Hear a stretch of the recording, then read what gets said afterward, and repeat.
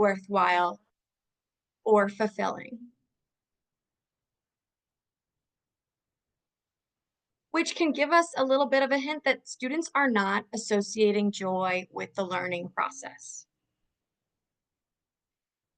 So when is it appropriate for students to be using a tool like AI? When we're thinking about something like ChatGPT or other similar chatbots, what can we do to establish appropriate times for that versus the times that we need students to be completing their work without the use of a tool? And is that cheating when we use a tool such as AI? I want us to think a little bit more about when we use tools of all kinds. So when did it become appropriate, acceptable, and effective to use Google instead of going to the library? Or use power tools instead of hand saws and hammers? Or to clean our clothes in a washing machine instead of by hand? With the advent of any technology, there's going to be conversation around whether it is a useful tool or whether it is being used to cut corners. So we know that there are certain scenarios when these tools are appropriate and when they're not. So a tool just like Google or power tools or a washing machine or AI is worth using to complete a task when that task gives us little to no joy or fulfillment. The task will take so much time that it keeps us from other tasks that give us more joy, or that confident use of the tool is a joyful experience, that using the tool indicates your mastery of that tool and is empowering, exciting, engaging, or fulfilling. So that returns us to those reasons that students are using AI to complete their assignments: time, interest, and confidence. So how do we take these examples of educational experiences that are not joyful, that are leading students to use AI, and how do we cultivate joy in our educational experiences so that students want to engage with those experiences more? And I want us to think about how we cultivate joy. What does joy mean? We are going to think about some different types of joy: joy through play, exploration, accomplishment, service, creation, connection, self-expression. These can all be sources of joy and different types of joy that we experience in our lives in and out of the classroom. And when we look at all these different kinds of joy, we're going to see two major categories. One is experience-based and one is results-based. When we think about experience-based joy, it's about being in the moment that gives us that joy. Playing with my nieces and nephews, exploring a new city, service to my community, creating something new that has never been created before, connecting with the people around me. These are all about the experience itself and the joy I feel in that moment. And results-based joy are things that are examples of accomplishment. Maybe that creation aspect ends in something that I am really proud of to have done. I think back to that example of cooking a meal, experiencing the creation, the connection with the people I'm cooking with versus that takeout accomplishment. It's here, it's arrived. Both are legitimate and fulfilling sources of joy. However, we do see this uneven representation in education. Most of our modern education system is focused here: getting the grade, passing the class, completing the assignment. We know that educators, just like you, are working in many different ways to bring other aspects of learning into their classroom, and that you and the teachers you know may be working hard to push our education system into more experience-based opportunities and experiences for students, not just those accomplishments. But we do know at the end of the day, a lot of our system is based in students achieving something measurable and then moving on to the next. And the issue is that AI is really good at producing results-based accomplishments. AI is really helpful in completing the assignment, getting the grade, acing the test. But AI can't have an experience for you. So we're going to think about how we can use AI to shape experiences for students that ultimately they are fully engaged with, fully fulfilled by, and AI is not experiencing for them. So how do we do that? How do we start pushing our educational experiences and the opportunities we present our students towards those joy examples that are more experiential? When we think about results-based learning, we're thinking about answering questions, deliverables, projects, papers, problem sets, students needing to memorize and take tests. These are certainly necessary. They're not going anywhere in education, and there are places where these are very, very appropriate and, in fact, best practice for our students. When we think about experience-based learning, especially within STEM, we can shift students towards inquiry, asking questions and exploring based on those, interacting and working with the students around them, creating environments where failure is expected and celebrated, and having long-term projects that students get to have a say in, that are designed around their experiences, their interests and beliefs, that they are constantly advancing towards these long-term goals that are more complex and ultimately more fulfilling than a really simple results-based activity. So how do we use AI when it comes to creating those kinds of learning activities for our students? At K through 2 level, students are going to experience AI on a little bit more of a conceptual level than our older students. So with Next Wave STEM's courses, students are sort of being the AI model by learning about training models, recognizing patterns, classifying and creating solutions based on data that AI would collect. So for our K through 2 course, we're looking at 15 hands-on lessons where students are experiencing what it's like to be the AI model. So for example, they'll train the model and themselves by listening to animal sounds for this overarching unit goal of helping to bring new technology to a zoo. So students are going to listen to these different animal sounds, notice patterns in what is different about them, and then create a solution or an action based on those sounds. They're also going to get introduced to some picture and icon-based coding through really simple softwares like Scratch Junior, so that they can start to understand concepts of algorithms, sequences, and commands that are behind the scenes in those AI models they'll be working with at older grade levels. So students, especially at that K through 2 level, are just starting to tiptoe into what AI means as it relates to pattern recognition, and creating solutions that are based on analyzing data that they've collected. So the AI is not being used in this case to help students get from point A to point B and deliver this product of some kind, a deliverable or a paper or a worksheet. It's helping students to rethink the way they engage with the data that they're collecting and organize their learning to be prepared to use AI at an older grade level. For our 3rd through 5th graders, students are ready to engage with AI tools. So in Next Wave STEM's 3 through 5 Artificial Intelligence Artists unit, students are creating works of art using AI tools, and then engaging in conversations that are very real in the art and AI world about the ethics of using AI, whether AI art should hold the same place in our culture as human created art, and assessing where the use of AI tools are most appropriate. So again, students are engaging with these tools to understand them, not to get from no understanding to having a paper delivered or passing the test or completing a problem set. They're learning more about the pattern recognition and the algorithms that are built into the programs they're engaging with in order to have these really enjoyable, engaging learning experiences.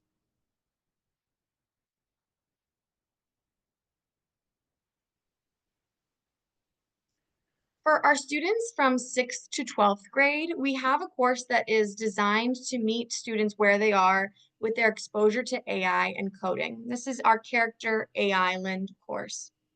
And in this course, Students are coding their own chatbots to create this AI island of different characters, personalities, friends of students, family of students, famous people of their own design while exploring what AI tools can be used to help create this virtual world.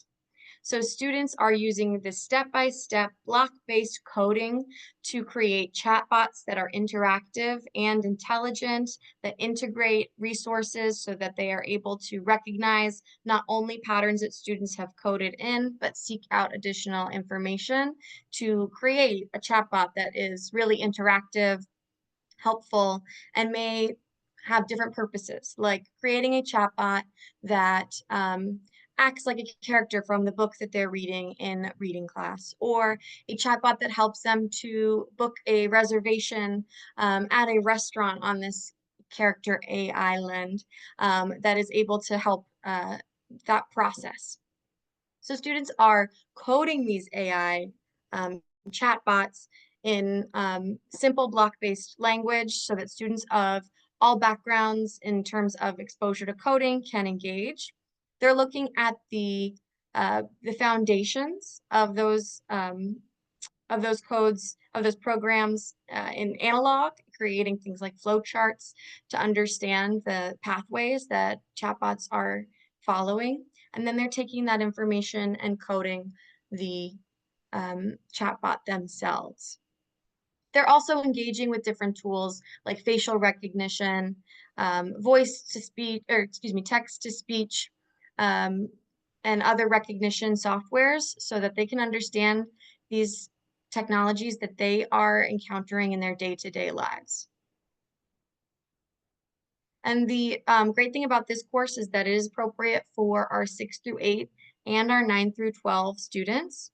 If it's their first time coding with AI, we recommend this for our high schoolers because it is an introduction to coding foundations, as well as exposure to what sort of AI tools they're interacting with in their lives and what's going on behind the scenes when they do use a filter on Snapchat or talk to their smart home device or engage with a chatbot as a support assistant on a website that supports their gaming console. So all of these things our students are engaging with elsewhere outside of the classroom, but we're helping to open the door to what's going on behind the scenes.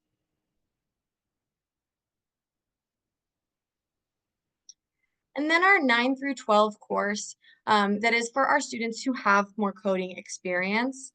This is using AI with Python. So students are moving from this basic understanding of block-based programming, foundational learning around algorithms and commands and creating increasingly complex programs. Now they're pushing into a text-based language. And Python is a more complex language, helps prepare students if they're interested in careers in computer science. This is a really appropriate extension of that learning.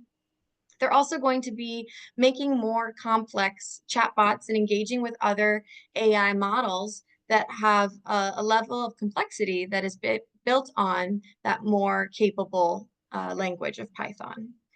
So this is going to include things like choose your own adventure games, using Python to create a Mad Libs game for students to test out and try on their own that are completely student created. So again, students aren't using AI to get to the other side of a task that a teacher has given them. They're engaging with AI to help build understanding not only of the world around them, where we know AI is already and increasingly integrated into their lives, but also foundational coding skills and pushing on those skills, something more complex that can help set them up for further interests or careers in computer science. Even outside of the context of AI courses, like what Next Wave STEM offers, we can help students create joyful AI experiences across different disciplines. And that can happen in a few different ways, but we know that in asking students to craft a prompt effectively for AI in much the same way that many of the educators teaching them had to learn how to create an effective Google search or to use a tool effectively, especially engaging with more complex search engines in the academic world. We can teach students the skills to create a prompt that will help them not only get the result they're looking for, but engage more critically with their own understanding. In creating a prompt, we need a student to identify a problem and then accurately represent that problem in writing.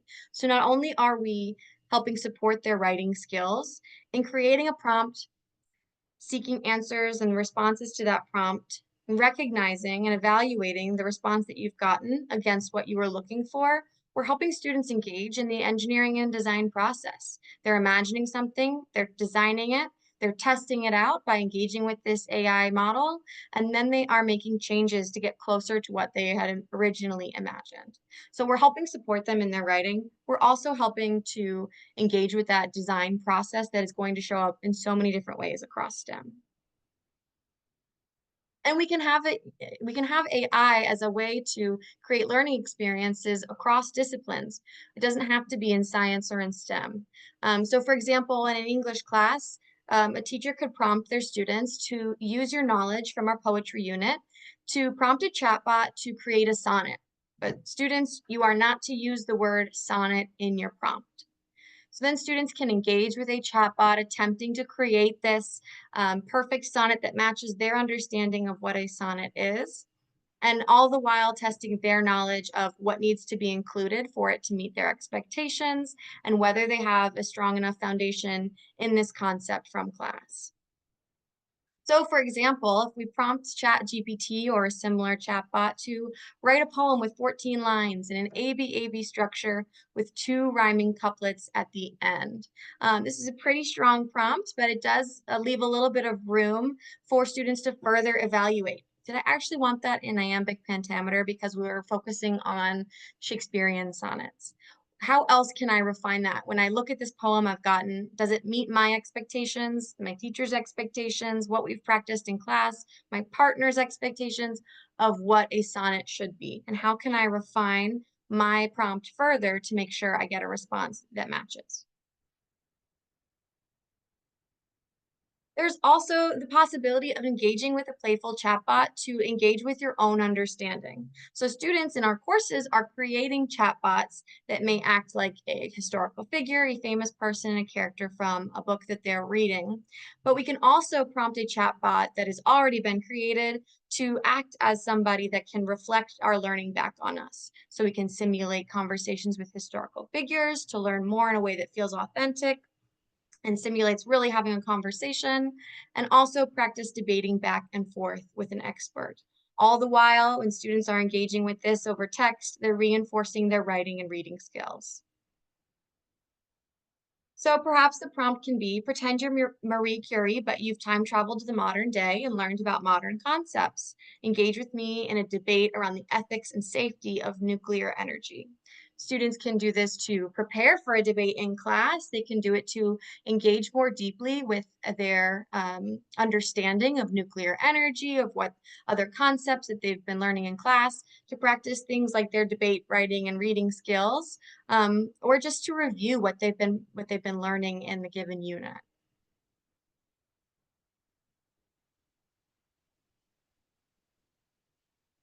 And we can also use AI to support creating an experience. So AI can help us take away some of the tedious parts of creating an experience, planning an experience, so that students can jump right in to that joyful sense of participation and fulfillment in a classroom. So if we're working in a drama class, we might not have students focusing on script writing skills.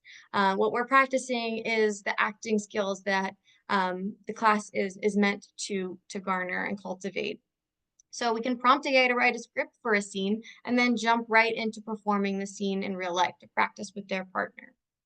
Or maybe students are looking to create a new experience in any number of disciplines or subjects that AI can help create. So for example, you can use AI to help create a new sport to practice with students in theory, and then have students really try it out and evaluate its effectiveness in reaching the goals that you had intended, whether the student wanted something that was really fun to play with a team or wanted something that felt really exciting and fulfilling to build confidence in, to get really good at. You can try and use ChatGPT for something like that or other similar chatbots so that students are engaging with it, but only to the point of creating an experience that they can follow up on. Ultimately, we want at Next Wave STEM for our teachers to understand that AI isn't something we need to fear in the classroom. If we're finding that students are using AI to engage with content in a way that is taking away from their learning experience, that gives us some information that we can strive to make our learning experiences more joyful, more experiential, and engage students in a process that does feel worth their time, their interest, and their confidence in their ability to create it.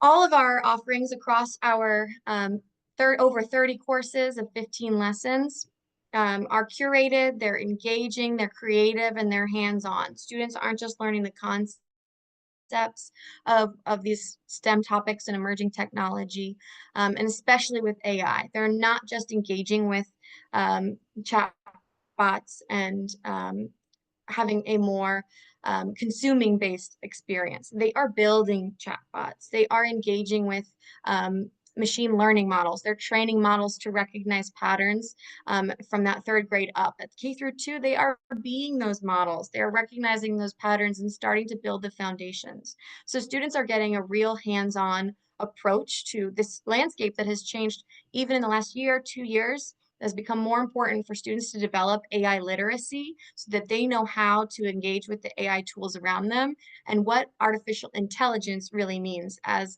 a series of interwoven programs and codes that are ultimately manipulative or are able to be manipulated by someone who has that foundational computer science knowledge.